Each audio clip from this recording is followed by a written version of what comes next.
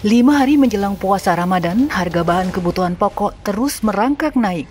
Bukan hanya harga beras kualitas premium, harga pangan lain juga mengikuti. Misalnya saja harga cabai merah yang berada di atas Rp60.000 per kilogram. Harga telur ayam ras yang terus naik dan berada di atas Rp30.000-an per kilogram. Harga minyak goreng dan gula pasir. Kondisi ini dikeluhkan masyarakat, terutama para pedagang makanan. Ya emang bahan pokok semua naik, enggak bahan pokok aja, jadi segala sesuatu semuanya naik. Enggak bahan pokok, enggak sayuran, semuanya naik. Kalau semuanya berarti cabai, telur, apalah semuanya naik. Yang paling tinggi naik apa ya? Cabai kali ya, dari dulu nggak turun-turun, naik mulu. Dari harga 50 ke 100 terus maunya dia. Ya sangat-sangat berat sekali gitu. Umpamanya udah bahan pokoknya mahal, porsi masih segitu-gitu doang. Ya bahan udah menaik semua, melejit, nggak kebayang lah gimana. Udah mulai dari sayur-sayuran, cabai, bawang, segala macem gitu loh. Semacam tuh cabai yang masih melambung mulai dari harga 40 sampai sekarang 80 apa 95 itu sekarang. Kalau umpamanya porsinya dikurangin, bayarnya ditambahin, saya nggak bisa. Soalnya kasihan sama yang pembelinya. Bahkan Menteri Dalam Negeri Tito Karnavian ikut mewaspadai lonjakan harga pangan jelang puasa Ramadan. Ia meminta agar para kepala daerah mengatasi mahalnya harga pangan. Mensosialisasikan kepada rekan-rekan pengusaha telur, pengusaha beras, pengusaha minyak tadi, kemudian pengusaha daging. Ini yang mungkin perlu diajak kumpul dengan Forkompinda dan kepala daerah, mengingatkan dulu lah. Mereka sudah paham pemain-pemainnya semua di daerah ini. Nah ini cukup dicolek-colek aja, udahlah, jangan sampai terlaluan kira-kira gitu. Itu udah ngerem. Tapi kalau seandainya diperintahkan menggerak, nindak semua. Begitu nindak semua, kemudian yang terjadi tadi, barangnya malah distribusinya tertahan. Karena tertahan, barang langka, harganya malah naik. Jadi overreaktif malah membuat inflasi. Mahalnya harga pangan bukan hanya jadi beban masyarakat yang daya belinya belum pulih. Namun, lonjakan inflasi juga bisa mengganggu perekonomian.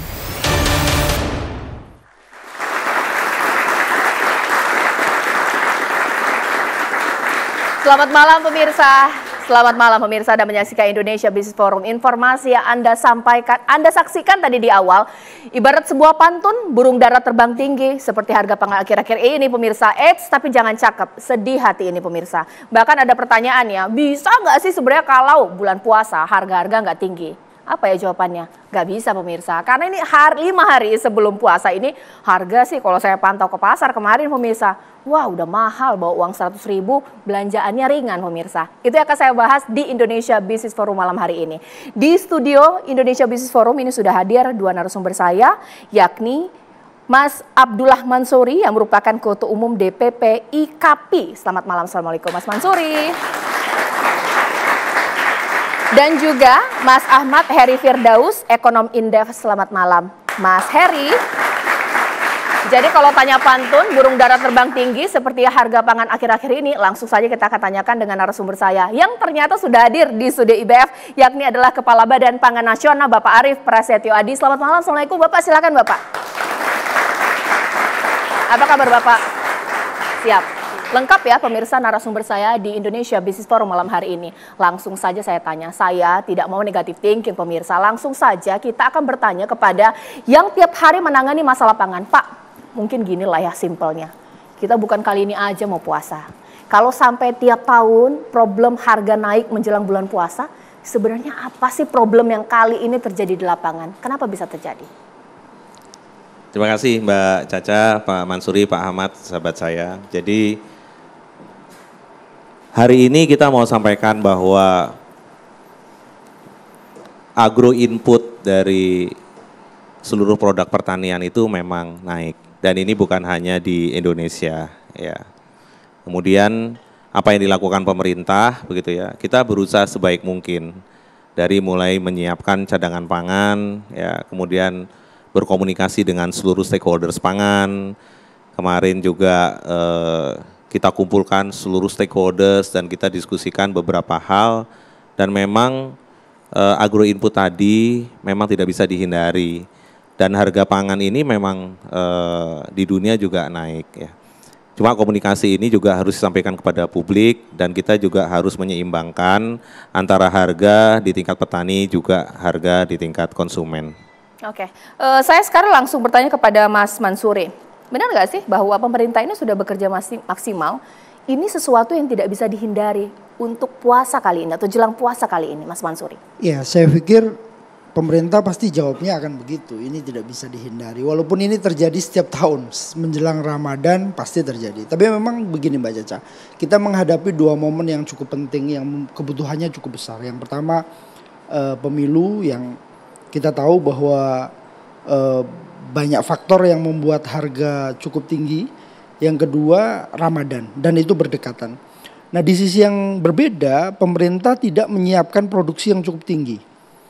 Harusnya bisa dihitung ini berapa produksinya walaupun memang kita harus akui ada cuaca yang cukup ekstrim di akhir tahun dan tahun ini. Tetapi paling tidak kita bisa gambarkan sebenarnya karena ini kejadian setiap tahun. Setiap tahun Pak Arief, saya, Indef tetap diundang di sini untuk bicara soal pangan menjelang dan Ramadan. Seharusnya ini jadi pelajaran penting bagi pemerintah dalam hal ini Kementerian Pertanian untuk memfokuskan diri pada produksi. Apa sebenarnya yang jadi kendala di lapangan? Berapa produksi konsumsi kita sesungguhnya dan bagaimana produksinya? Kalau ada hambatan cuaca bagaimana menyikapinya? Nah, kolaborasi antar pemerintah sendiri ini yang kami rasa tidak cukup maksimal sehingga kondisi ini bisa kita hadapi di lapangan. Kita tahu bahwa akhir-akhir ini beras menjadi isu yang sangat hangat dan kami menyatakan bahwa harga beras adalah harga tertinggi dan tiap hari kami ditangisi mak-mak untuk bisa mendorong agar penurunan harga. Kami juga menangisi pemerintah untuk mendorong agar proses stok yang ada dimiliki oleh pemerintah itu segera diturunkan di lapangan. Hari ini kita tahu bahwa harga telur tinggi, harga ayam tinggi, naiknya cukup fantastis, cabai juga belum turun bahkan akan naik lagi dan kita akan menghadapi beberapa fase permintaan cukup tinggi. Sampai hari ini Mbak Caca kami belum merasakan ada kenaikan permintaan sampai hari ini. Tetapi harganya sudah mulai merangkak naik. Nanti akan kami jelaskan fase-fase kenaikan menjelang Ramadan dan Ramadan. Oke, mungkin langsung dijawab saja ya biar tidak terpotong. Pak, kalau memang stok aman, ini harga sudah merangkak naik, bisa tidak dikeluarkan saja stok-stok yang ada mengendalikan harga di pasar? Khusus untuk beras, kita punya stok ya dan itu memang dijaga di atas 1,2 juta ton. Stok itu ada di Bulog ya. Dan ini SPHP juga dijalankan terus. Sampai dengan Februari akhir ini kita juga sudah mendistribusikan 400.000 ton. Tapi memang tadi Pak Mansuri sampaikan bahwa produksi di bulan Januari dan Februari itu memang kita defisit sekitar 2,8 juta ton. Tapi bukan berarti tidak ada mitigasi, sudah ada mitigasi dan memang beras ini juga digelontorkan ya. Kemudian kalau kita bicara yang lain tadi telur begitu ya. Telur ini memang agro inputnya itu pasti pakannya lebih dari 50% itu adalah jagung pakan ya. Jagung pakan itu juga kemarin angkanya juga sekitar 89.000 ya.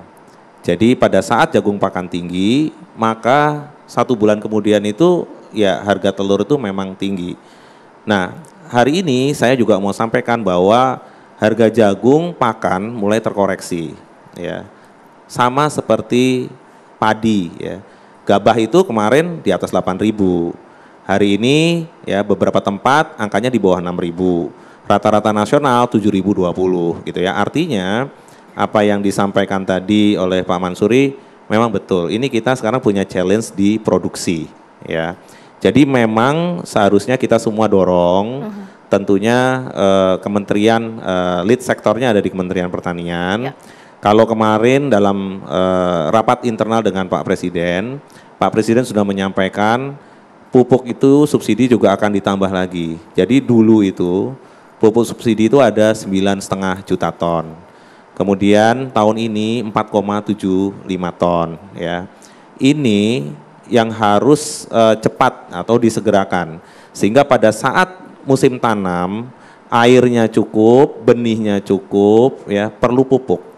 Nah pupuk ini jumlahnya ya total harus dekat-dekat dengan 4-5 tahun lalu sekitar 9,75. Ya tidak mungkin memproduksi baik ya kalau pupuknya tidak cukup. Tidak mungkin bisa produksi kalau airnya tidak cukup. Maka sering kita sampaikan sudah dibangun 61 waduk tambahan ya. Itu perlu sampai saluran irigasi premier, tersier semua. Jadi ini memang harus komprehensif dan tidak bisa hanya dilakukan oleh satu kementerian saja tapi seluruh kementerian dan lembaga. Nah, kalau saya bisa pahami, jadi saudara-saudara saya nih pedagang pasar, IKP gitu ya. Memang saat ini yang paling tough itu memang yang di hilir ya. Yang paling tough itu di hilir. Kenapa? Karena yang di hulu ini ya sedang menikmati. Karena NTPP nilai tukar petani tanaman pangan hari ini itu 120,30%. Ya.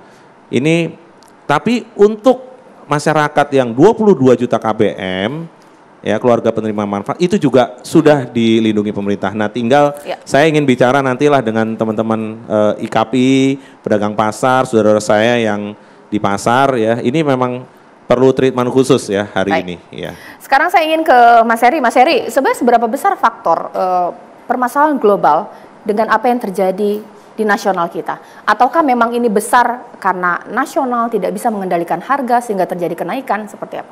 Iya, kalau kita lihat dampak dari global ini kan terkait dengan pertama ya semua negara mengalami hal yang sama, khususnya terkait dengan iklim. Adanya perubahan iklim menyebabkan pergeseran masa panen. Masa tanam. Jadi kalau masa tanamnya mundur, maka panennya juga akan mundur. Yang biasanya misalnya bulan Februari sudah panen, ini mundur bisa ke Maret atau April. Nah, artinya di situ ada tantangan dari sisi peningkatan produksi. Nah, tantangan dari sisi peningkatan produksi ini terjadi di saat peningkatan permintaan juga sedang terjadi. Kalau kita lihat, kalau kita telusuri dari awal, sebenarnya ini sudah mulai terjadi ketika menjelang pemilu. Ya, di mana pemilu ini kan mengakselerasi permintaan. Ada tambahan perputaran uang, misalnya dari biaya kampanye itu sampai ke 80 triliun. Ini tentu dampaknya ke permintaan pangan yang terus meningkat. Nah, sementara tantangan dari sisi produksinya ini akibat adanya musim tanam yang mundur.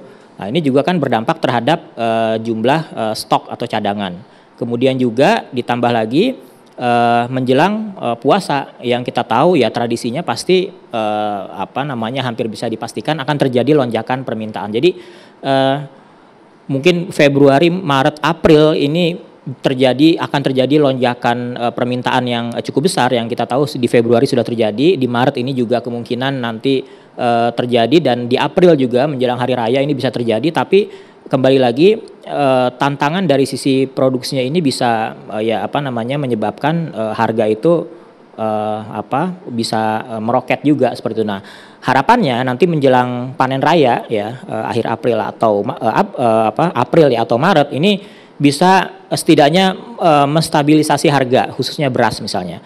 Kalau misalnya harga sudah kembali mereda dan stabil, harapannya kan kita bisa hari raya itu daya beli masyarakat bisa terdorong sehingga tidak menggerus pertumbuhan ekonomi. Ini habis lebaran dong baru bisa normal begitu ya? Iya, karena kita menunggu sekali lagi menunggu panennya. Oke, gitu. baik Ini pemirsa. Yang kalau ditanya siapa yang paling terdampak, ya rakyat jelata pemirsa. Ini mau puasa pemirsa, masa kemudian karena harga begitu naik, satu telur dibagi satu keluarga pemirsa. Apa yang dilakukan pemerintah untuk mengendalikan harga pangan? Sesaat lagi di Indonesia Business Forum.